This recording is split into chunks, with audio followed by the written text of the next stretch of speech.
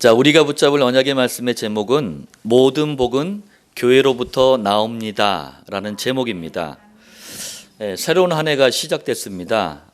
여기저기서 많은 분들이 새해 복 많이 받으세요 라고 인사를 합니다. 그런데 이 인사는 엄밀하게 말하자면 틀린 인사입니다. 적어도 종교인들, 불신자들에게는 맞을지 몰라요. 왜 그러냐면은 그분들에게는 진짜 복이 없거든요.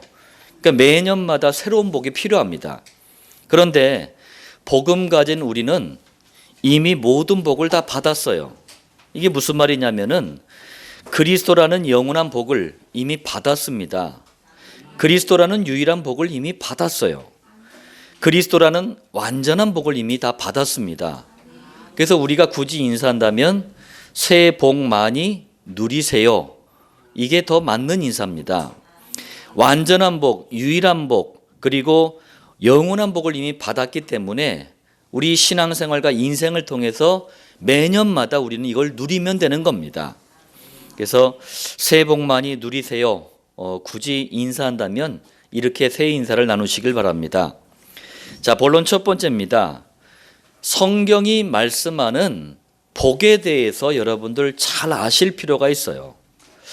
자, 성경이 말씀하시는 복이 뭔 줄 모르고 교회를 다니다 보면 기복주의 신앙에 빠지기 쉬워요. 그래서 우리가 성경이 말씀하시는 복, 이걸 선명하게 분명하게 아시길 바랍니다. 자, 첫 번째로 먼저 하나님 떠난 사람들이 생각하는 복은 어떤 건지 예수님께서 누가복음 12장 16절부터 21절에 잘 못 알아들을까 봐 비유로 말씀을 해주셨어요. 자, 16절에 한 부자가 그 밭에 소출이 풍성하매 얼마나 좋습니까? 17절 내가 곡식 쌓아둘 것이 없으니 어찌할까? 얼마나 많이 벌어들였냐면 쌓아둘 것을 염려할 만큼 많이 벌은 거예요. 얼마나 좋습니까? 18절에 내 곡간을 헐고 더 크게 짓고 내 모든 곡식과 물건을 거기 쌓아두리라. 야, 이쯤 되면은 얼마나 좋겠어요. 모든 불신자들은 이걸 복이라고 생각합니다. 맞죠? 그리고 이 복을 갖기 위해서 죽을 애를 쓰고 살아갑니다. 그런데 복음 모르는 대다수 교인들도 이걸 복이라고 생각을 해요. 자, 19절도 보니까 여러 해 쓸 물건을 많이 쌓아두었으니 평안히 쉬고 먹고 마시고 즐거워하자.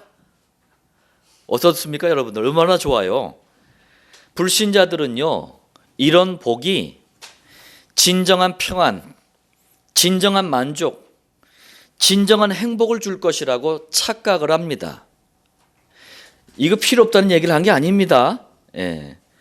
복음 놓친 교인들도요, 이게 나에게 진정한 평안과 만족과 행복을 줄 것이라고 똑같이 착각을 합니다. 그런데 한번 보십시오. 하나님 떠난 사람들이 생각하는 이런 복에 대해서 예수님은 이렇게 설명합니다. 20절 어리석은 자여, 이렇게 시작을 하셨어요. 무슨 말이냐?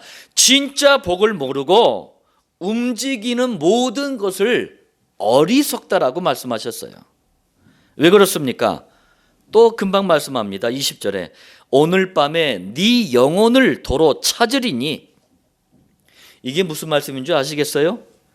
우리가 이 땅에 사는 동안에만 구원의 기회가 주어집니다. 천국과 지옥은요, 이 땅에서 사는 동안 결정하고 가는 거예요. 그런데 영혼의 구원 없이, 천국에 대한 보장 없이 어느 날이라고 하는 되돌릴 수 없는 시간표를 맞이한 거예요. 육신의 복이 원죄 사단 지옥이라는 이 문제를 결코 막아줄 수 없다는 얘기입니다. 그러니 이걸 모르고 그냥 마냥 육신의 복만 쌓은 거예요. 우리 주님은 이걸 어리석다라고 말씀하고 계셔요. 자, 또 20절 네 준비한 것이 누구의 것이 되겠느냐? 더 비참하네. 더 비참해.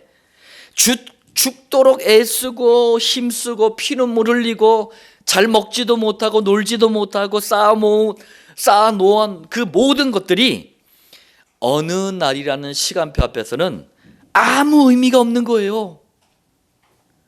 남 좋은 일만 한 거야. 정작 자기 자신에게는 평생 쌓아놓은 이 재산이 아무 소용없는 거예요. 그러니 어리석다라고 말씀하신 거예요. 자, 그러면서 21절에 말씀합니다. 자기를 위하여 재물을 쌓아두고 하나님께 대하여 부요하지 못한 자가 이와 같으리니.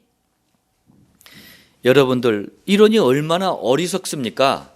저와 여러분들은 이 말씀과 거꾸로 하시면 돼요.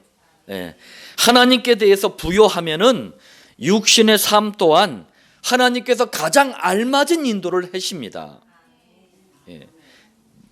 그냥 천근만근 긁어 모으려고 온갖 인생의 염려, 근심, 걱정 다 하다가 어느 날 그것 좀 모아놓으니까 암에 걸려버리네. 이러다가 한 달 살다가 떡하니 가버려. 제가 그런 분도 봤어요. 하나님께 대해서 부요하지 못하니까 육신의 어떤 것들이 나에게는 아무 소용이 없는 거예요. 그러니까 우리 주님이 어리석다라고 말씀하셨어요. 자, 두 번째입니다. 그러면 성경에서 말씀하시는 복은 뭐냐? 창세기 2장 17절입니다. 하나님이 자기 형상 곧 하나님의 형상대로 사람을 창조하시되 남자와 여자를 창조하시고. 여러분들은 아멘 하는데 도대체 이게 왜 복이냐고요? 이게 무슨 복이야? 아니, 하나님의 형상대로 인간을 창조했는데 이게 뭔 복이냐고요? 고린도후서 4장 4절에 보니까 그리스도는 하나님의 형상이니라. 자, 이게 무슨 말씀이냐면요, 인간은 만물 가운데 유일하게 인간만큼은 그리스도 알아야 참 행복을 누리는 존재, 인간만큼은 그리스도 믿어야 참 만족을 누리는 존재, 인간만큼은 그리스도께 예배드려야 참 평안을 누리는 존재. 이게 인간입니다. 이게 인간에게 주신 복이에요. 제가요 29살 때까지 불신자 시절을 겪지 않았다면 저도 아마 이 질문했을 거예요. 이게 무슨 복이야? 그런데 불신자 시절을 겪고 참된 복을 만나고 나니까 맞구나. 세상이 지금 거꾸로 하고 있는 거구나. 참 만족, 참 행복, 참 평안을 줄 수 있는 유일한 복, 완전한 복, 영원한 복 없이 인간적인 것만 자꾸 쌓으니까 어떤 것도 만족을 주지 못하는구나. 어떤 것도 나에게 복이 안 되는구나. 1장 28절에 하나님이 그들에게 복을 주시며, 이게 무슨 말씀인지 아시겠어요? 창세기 1장 2절에 말씀하신 그 말씀이 인간에게 하나님께서 주신 유일한 복입니다. 그래서 성경은요 66권을 통해서 복이라는 단어가 나왔을 때 그 의미가 똑같아요. 딱 유일한 복, 이 한 가지 복을 얘기합니다. 문제는 그런데 이 복을 놓쳐버린 거예요. 창세기 3장에 원죄 사단 지옥이라는 이 사건 때문에 이 복을 깡그리 다 잃어버린 거예요. 그러면서 이때부터 인간이 가짜 복을 붙잡기 시작한 거예요. 그게 인간 역사 6,000년을 흘러오면서 저도 과거에 가짜 복을 진짜 복으로 착각하고 붙잡았던 거예요. 지금도요 하나님 떠나 원죄와 또 여기서 나온 모든 죄를 알지 못하는 이 불신자분들 보세요. 불법을 해서라도 돈을 모으려고 합니다. 왜? 이게 복인 줄 알아요. 그런데 어느 날 저주와 재앙이 찾아와요. 불신자분들 보세요. 마귀가 역사한다는 사실을 몰라. 명예, 권력, 성공 이걸만 위해서 주구장창 달려갑니다. 왜? 그게 복인 줄 알아요. 그런데 어느 날 실패와 고통이 찾아옵니다. 지옥 운명에 잡혔다는 사실조차도 몰라요. 그러면서 무조건 인기, 명성, 자리 이걸 얻기 위해서 애를 써요. 왜? 이게 행복인 줄 알아. 그런데 어느 날 허무와 방황이 찾아옵니다. 창세기 3장 이후로 인간은 가짜 복을 진짜 복으로 착각하기 시작한 거예요. 저나 여러분들이나 이러고 살았어요. 자, 그래서 원래 인간에게 주셨던 참된 복을 회복하시기 위해서 그리스도께서 이 땅에 오신 거예요. 요한복음 1장 12절에 영접하는 자, 곧 그 이름을 믿는 자들에게는 하나님의 자녀가 되는 권세를 주셨으니, 원죄, 사단, 지옥, 이것 때문에 우리가 참된 복을 놓쳐버렸는데 이걸 완전히 해결하신 그리스도이신 이 예수님을 믿고 영접하면 하나님의 자녀가 된대요. 예수님을 그리스도로 믿고 영접할 때 성경이 말씀하는 참된 복을 회복한다는 말씀이에요. 그래서 히브리서 13장 8절에 예수 그리스도는 어제나 오늘이나 영원토록 동일하시니라. 무슨 말씀이에요? 그리스도는 어제나 오늘이나 영원토록 복 중에 복이다. 그리스도는 모든 복이 나오는 모든 복의 출처다. 그리스도는 모든 복의 근원이다. 그 말씀이에요. 자, 이 그리스도가 매주마다 매일마다 선포되는 교회, 이 또한 모든 복의 출처입니다. 교회는 모든 복의 근원입니다. 여러분들 이제 제목의 의미를 좀 아시겠어요? 예. 자, 본론 두 번째입니다.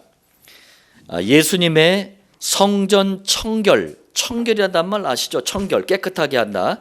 성전 청결 사건이라고 부르는 오늘 본문 요한복음 2장 13절로 21절은요, 이게 참 안타까운 얘기입니다. 교회가 만일 복음을 놓치면 얼마만큼 타락할 수 있는가, 이걸 여실히 보여주는 사건입니다. 여러분들, 제가 성경 본문을 이게 쭉 묵상하면서 딱 지금 대한민국 교회가 이 문제에 잡혀 있어요. 예. 복음을 놓치면은요, 예외가 없습니다. 과거나 지금이나 똑같아요. 이 문제에 잡혀버려요. 한번 보겠습니다.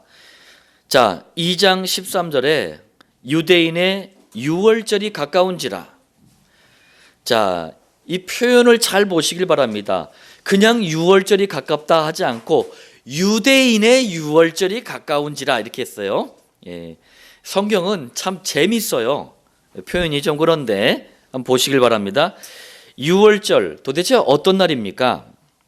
이스라엘 백성들이 사단을 상징하는 바로 왕의 손에 하나님 떠나 지옥 운명에 잡힌 세상을 상징하는 애굽 땅에 죄의 노예가 되었음을 상징하는 노예로 430년 동안 이집트에 붙잡혀 있었어요. 그런데 여기서 아무리 빠져나오려고 애를 써도 빠져나올 수가 없네. 이게 원죄 사단 지옥이라는 문제예요. 우리 인간의 힘으로 해결 안 됩니다. 자, 그런데 그리스도의 십자가의 희생을 상징하는 어린 양의 피를 문인방 그리고 문설주에 발라버렸는데 기적처럼 애굽에서 빠져나와 버린 거예요. 다시 말하자면은 원죄의 저주와 재앙, 사단이 주는 실패와 고통, 지옥 운명이 주는 허무와 방황에서 그리스도의 능력으로 구원받았다. 이걸 절대 잊지 마라. 그런 의미로 기념이란 단어를 쓰는 거예요. 절대 잊지 말고 기념해라. 그게 절기입니다. 그 절기 중에 하나가 유월절이에요. 그러니까 여러분들 얼마나 중요한 절기입니까? 그런데 이 유월절은 그 실물이 있단 말이에요.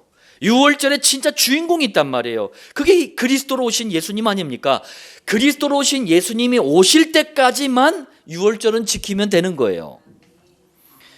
골로새서 2장 16절 17절이 그 말씀이에요. 먹고 마시는 것과 절기나 초하루나 안식일을, 이게 구약시대 때 이걸 다 준 거예요. 왜? 이 하나하나가 다 예수 그리스도를 상징하는 거란 말이에요. 자, 그 다음에 이런 것들을 이유로 누구든지 너희를 비판하지 못하게 해라. 그런데 이 주인공이 왔기 때문에 초대교회 성도들은 이런 것들을 안 지킨 거예요. 왜? 예수 믿으면 되니까 이제. 그 주인공이 왔으니까. 그랬더니 유대인들이 비난을 하네. 자, 그래서 바울이 얘기합니다. 이것들은 장래일의 그림자이나 무슨 얘기입니까? 구약 성경 때 지켰던 먹고 마시는 것, 절기, 초하루, 안식일 등등등 이 모든 것들이 장래에 오실 그리스도의 그림자 아니냐. 그러면서 몸은 그리스도의 것이니라. 그런데 이 몸, 이 실체, 그게 몸이에요. 이 실체는 그리스도 아니냐. 그리스도가 오셨지 않느냐. 그러니까 우리는 안 지키는 거다. 그리스도 믿는 게 지키는 거다. 그 얘기를 하는 거예요. 그러나 그리스도만 빠진 성경, 행위의 올바름으로 구원을 받을 수 있다는 이 유대교라는 종교에 잡힌 유대인들은 유월절의 주인공이신 예수님이 오셨는데도 불구하고 알아보지를 못하는 거예요. 그러면서 여전히 유월절의 의미도 모른 채 지키고 있는 거예요. 그래서 유대인의 유월절 이렇게 표현한 거예요. 요즘으로 표현하자면 교회가 복음을 놓쳐버리고 종교화됐다 그 얘기입니다. 아니 21세기 왜 교회들이 종교화됐습니까? 예수님을 말하잖아요. 그런데 예수님이 예레미야야, 예수님이 선지자야, 예수님이 세례 요한이야, 예수님이 엘리야야, 이걸 종교화됐다 그러는 거예요. 그건 예수님이 누군지 모르는 거예요. 아직 예수님이 안 오신 거예요. 예수님은 그리스도라야 돼요. 예, 똑같은 말입니다. 그게. 예. 자, 14절 한번 보시길 바랍니다. 성전 안에서 소와 양과 비둘기 파는 사람들과, 참 요 간단한 이 말씀에 참 우리가 가슴을 칠 일이 들어있어요. 자, 당시에 그 이 예루살렘이라는 이 도시 안에 성전이 있었단 말이에요. 그런데 서로 이렇게 마주보고 있는 건너편 쪽에 그 감람산이라고 있어요. 이 올리브산, 감람산이 있는데 감람나무가 올리브나무예요. 그 감람산 거기에 4개의 가축 시장이 있었어요. 4군데나 가축 시장이 있었어요. 자, 요때에 유대인들은요, 유월절 날 양, 염소, 송아지, 비둘기 이 짐승들을 가지고 그 바치기 위해서 전부 다 이렇게 가지고 옵니다. 그런데 구약 시대 때 레위기에 보면은 흠없는 짐승, 정결한 짐승을 바쳐야 돼요. 그걸 판정해 주는 사람들이 대제사장하고 제사장들이었어요. 그러니까 우리 만약에 남집사님이 뭐 비둘기 뭐 염소 딱 끌고 오면은 제사장들이 딱 보고 이렇게 딱 훑어보고 흠이 있으면은 불합격, 뭐 깨끗하면 합격 이렇게 해주는 거예요. 그런데 이 대제사장 그리고 제사장들이 그 4개의 가축 시장이 있었다 그러잖아요. 요 상인들하고 다 연결돼 있는 거예요. 연결돼 있어가지고 이 가축 시장에서 구입하지 않고 가져온 짐승들은 다 불합격 시켜버리는 거예요. 막 핑계를 대, 멀쩡한 그 흠 없는 거 가져왔는데도 괜히 막 억지로 핑계를 대가지고 불합격 해버리는 거예요. 이러니 억지로라도 그 가축 시장에서 파는 걸 사야 돼. 자, 이것도 모자라 가지고 이제 그 가축 시장에 산 걸 제물로 드리잖아요. 그럼 뒤로 또 이 제물을 몰래 빼돌려. 그러니까 다시 또 가축 시장에 갖다 줘. 이러니 돌고 돌고 도는 거예요. 그러면서 그 상인들한테 뒷주머니 엄청난 돈 챙기죠. 막대한 부를 축적을 한 거예요. 이게 그 얘기예요. 자, 그럼 대제사장 그리고 제사장들은 도대체 어떤 사람들입니까? 여러분들 구약 시대 때 대제사장은요, 예수님을 상징하기 때문에 딱 한 명만 세워요. 그리고 제사장들은 여러 명이 이제 세웠는데 지금의 교회를 상징하는 성전에서 가장 중요한 예배를 위해서 봉사하는 사람들이 바로 이분들이에요. 그리고 그리스도의 십자가의 희생에 대해서 가장 잘 알고 있는 사람들이었어요. 실제로도 성전을 통해서 이 비밀을 끊임없이 전파하는 사명을 가진 사람들이 바로 이 대제사장 그리고 제사장들이었어요. 그런데 이 사람들이 몽땅 타락해버린 거예요. 또 14절에 돈 바꾸는 사람들이 앉아 있는 것을 보시고, 이것도 내용을 들여다보면요 기가 막혀요. 자, 당시 성전에서 제물을 드리고 예배를 드리려면 성전세라는 세금을 내야 돼. 성전세. 예. 예. 저희는 성전세 안 받습니다. 성전세를 내야 돼. 이게 그 유대 돈으로, 유대 화폐로 반세겔을 내야 돼요. 반세겔. 한 세겔이 아니라 반세겔. 반세겔은 오늘날 그 노동자들이 이틀 동안 일하고 받는 임금하고 똑같은 금액이에요. 그러니까 적지 않은 돈을 세금으로 내야 되는 거예요. 그런데 당시에 쓰였던 돈들이요, 로마나 헬라, 이 그리스가 이 지중해 전체를 갖다 장악하고 있던 때였기 때문에 로마 돈, 헬라 돈이 이렇게 화폐로 유통이 되고 있었어요. 근데 저도 이제 봤는데 로마 화폐 이런 데 보면은 이런 동전에 이렇게 조그만 동전에 그 당시 황제 얼굴이 딱 새겨져 있었어요. 그러니까 우리에게 진짜 임금은 하나님 한 분밖에 없어야 된다 해가지고 로마 돈, 헬라 돈을 받지 않는 거예요. 성전세를 내려면 반드시 유대 돈으로 반세겔로 이렇게 바꿔가지고 환전을 해가지고 성전세를 내야 되는 거예요. 그러니까 예배를 드리고 제물을 드리려면 어쩔 수 없이 환전을 해야 되는 거예요. 그럼 환전하려면 누가 필요해요? 환전상들이 필요한 거예요. 이 환전상들이 또 대제사장하고 또 제사장들 그리고 산에 들인 공회원들하고 연결이 돼 있어요. 그런데 여러분들, 저도 이제 외국 나갈 때는 환전을 합니다. 근데 환전할 때 대강 이렇게 환율을 따져가지고 이렇게 돈을 내는데 뭐 요즘은 조금 환율이 좀 올랐어요. 근데 그게 뭐 이렇게 부담되는 건 아니거든요. 우리 돈하고 별 차이가 없거든요. 그런데 이때 환전 수수료가 얼마였는 줄 아세요? 반세겔의 50%를 내야 돼. 그 어마어마하게 낸 거예요. 요 환전상들을 관리한 사람들이 바로 산헤드린 공회였어요. 그러니까 산헤드린 공회가 뭔지 한번 보겠습니다. 민수기 11장 16절에 백성의 장로와 지도자가 될 만한 자 70명을 모아. 이게 무슨 말이냐면은 출애굽을 하고 애굽을 나와가지고 광야로 쏟아져 나왔어요. 얼마나? 200만 명이.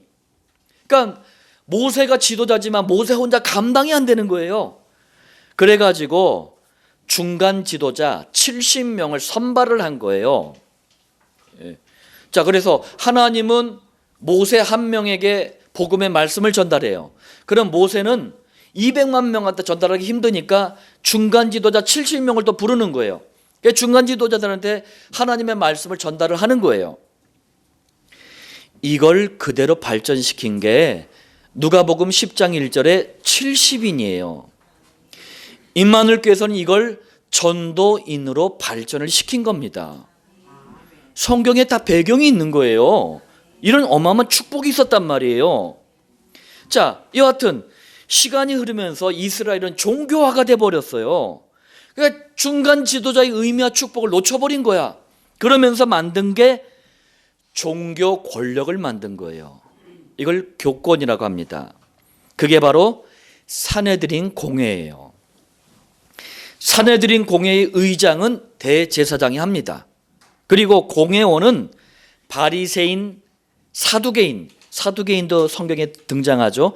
이 사람들은 제사장직을 독점한 사람들이에요. 그리고 서기관, 장로 등 이스라엘을 대표해서 총 71명이 산헤드린 공회원의 회원으로 구성이 돼 있어요. 자, 이 사람들에게 성전세 내야 되죠. 환전하면서 또 이렇게 환전 수수료 내야 되죠. 막대한 돈이 이 사람들한테 간 거예요. 그러니 이 사람들이 자리를 내놓으려고 하겠습니까? 그러니 이 사람들이 내가 메시아래, 내가 그리스도라 예수님에게 선포하니까 이 사람들은 일을 갈 수밖에 없는 거예요. 왜? 이렇게 막대한 이익이 다 날아가 버리니까. 그것도 1, 2년 해먹은 게 아니에요. 몇 대를 걸쳐서 해먹은 거거든요. 지금 대한민국 교회가 이런 상황에 빠져버렸어요. 자, 교회가 복음이 사라지면 이렇게 심각하게 종교화가 돼버립니다. 하나님은 교회로부터 모든 복을 허락하셨는데 교회가 종교화돼 버리면 이 복이 막혀버리는 거예요. 이러면은 절간이나 성당 수준보다 못해버리게 되는 거예요. 더 심각한 것은요, 이런 줄도 모르고 이렇게 종교화된 교회에 헌신하고 헌금하고 충성하고 봉사하잖아요. 그러면은 그런 교인들도 함께 망해버립니다. 이게 성경과 우리 교회의 역사가 주는 교훈이에요. 자, 본론 세 번째입니다. 구원받은 성도라면 누구나 가져야 할 성경적인 확신이 있습니다. 모든 복은 교회로부터 나옵니다. 이게 저와 여러분들이 가져야 될 확신이에요. 왜 그렇습니까? 성경 66권을 한번 보세요. 싹 다 이 얘기하는 거예요. 모든 복은 교회로부터 나온다. 저도 이 말씀하는 거예요. 증거 있습니까? 증거 대보겠습니다. 자, 첫 번째로 처음부터 그리스도 믿도록 창조된 인간에게 주셨던 에덴 동산은요, 이게 천국의 모형이에요. 모든 복이 시작되는 교회의 모형이 에덴 동산입니다. 그런데 창세기 3장이 뻥 터졌어요. 그래가지고 원죄 사단 지옥 문제 때문에 교회의 축복을, 천국의 축복을 상실해버렸어. 이때 창세기 4장 4절에 아벨을 불러서 하나님께서는 그리스도의 십자가의 희생을 상징하는 희생 제물을 드리는 예배를 통해서 교회의 축복을 이어가게 하십니다. 그러니까 이때는요, 피제사로부터 모든 복이 나오는 거예요. 여러분들 무슨 말씀인지 들려주시길 바랍니다. 이때는 다른 거 필요 없어. 무조건 피제사 앞에 서야 되는 거예요. 곡식 드리는 그 예배에 서면 안 돼. 예. 자, 시간이 또 흐릅니다. 드디어 그리스도를 믿는 교회의 축복을 설명하기 위해 창세기 13장 18절 하나님은 또 아브람을 불러요. 그래서 희생 제물을 바치는 제단을 쌓게 합니다. 제단. 그러니까 이때는 제단으로부터 모든 복이 나오는 거예요. 아브람, 이삭, 야곱, 요셉, 그래서 다 제단 드린 거예요. 제단을 쌓은 거예요. 무슨 말씀인지 들려주시길 바랍니다. 이게 성경의 흐름이라니까요. 제단의 비밀을 모르면 안 돼. 이때는 모든 복, 모든 응답, 모든 비밀이 제단으로부터 나와요. 자, 유일한 복과 여기서 나오는 복을 원죄 사단 지옥이 가로막고 있었단 말이에요. 이걸 해결하는 그리스도의 십자가 희생을 상징하는 이 제사를 본격적으로 드리도록 이스라엘을 40년 동안 사막에서 생활하게 합니다. 이때 성막을 주시는 거예요. 성막을 통해서 교회를 설명하십니다. 그러니까 이때는 뭡니까? 성막으로부터 모든 복이 나오는 거예요. 성막을 놓치면 안 돼. 자, 드디어 이스라엘이 가나안 땅을 차지합니다. 그리고 나라를 세워요. 그리고 1차, 2차, 3차에 걸쳐서 성전을 건축합니다. 성전 건축하면서 교회의 축복을 이어가게 하셔요. 그러니까 이때는 또 뭐예요? 성전으로부터 모든 복이 나오는 거예요. 성전을 떠나면 안 되는 거야. 성전 중심으로 인생을 살아가야 되는 거야. 여러분들 무슨 말인지 들려지십니까? 이게 싹 다 구약의 흐름이라니까요. 구약을 이 눈으로 한번 보세요. 자, 그러다가 에덴 동산, 피제사, 제단, 성막, 성전의 실물, 주인공이신 예수님이 오신 거예요. 요한복음 2장 21절에 예수는 성전된 자기 육체를 가리켜 말씀하신 것이라. 무슨 말이죠? 구약 내내 말씀하신 모든 복이 나오는 교회가 바로 그리스도이신 예수님을 상징한다, 그 얘기입니다. 그러므로 교회는 복 중에 복이신 그리스도만 선포해야 하는 거예요. 그러므로 모든 복은 교회로부터 나오는 겁니다. 이게 성경의 흐름이에요. 예. 자, 결론 말씀드리겠습니다. 우리들의 임마누엘 교회는 모든 복이 나오는 곳입니다. 왜냐하면 모든 복이 나오는 그리스도만 선포하는 교회이기 때문에 그렇습니다. 자, 그렇다면 2020년 새로운 한 해 임마누엘 교회로부터 나오는 모든 복을 반드시 누리시길 바랍니다. 이를 위해서 우리 모든 성도님들은 세 가지에 집중하세요. 첫 번째, 복의 근원이신 그리스도만 선포되는 강단 말씀을 약속으로 언약으로 붙잡을 수 있도록 집중하시길 바랍니다. 두 번째, 강단 말씀을 강단 노트에 꼭 기록하세요. 그리고 삶의 현장으로 돌아와서 일정한 시간과 장소를 정해놓고 말씀을 계속 묵상을 하세요. 이 시간을 정식기도라고 합니다. 자, 세 번째입니다. 이 두 가지가 되어지는 성도들에 의해서 평일날 현장에 세워지는 교회가 바로 목장입니다. 모든 성도가 목장의 응답을 누리도록 집중하시길 바랍니다. 자, 임마누엘 교회를 향해서 2020년 하나님께서는 모든 복을 주시길 원하십니다. 제가 이제 가끔 가다가 그런 말을 해요. 우리 백 집사님께, 집사님 눈치가 빠르거나 머리가 좋거나 둘 중에 하나만 하십시오, 이렇게 얘기를 합니다. 여러분들 정말 눈치가 빨라야 돼요. 이 말이 뭔 말인지 알아들려지는 은혜가 있기를 바랍니다. 그래서 교회로부터 나오는 모든 복의 은혜를 간증할 수 있을 만큼 이 안에 받아 누리는 축복의 사람들 되시길 예수님 이름으로 다시 한번 축원드립니다.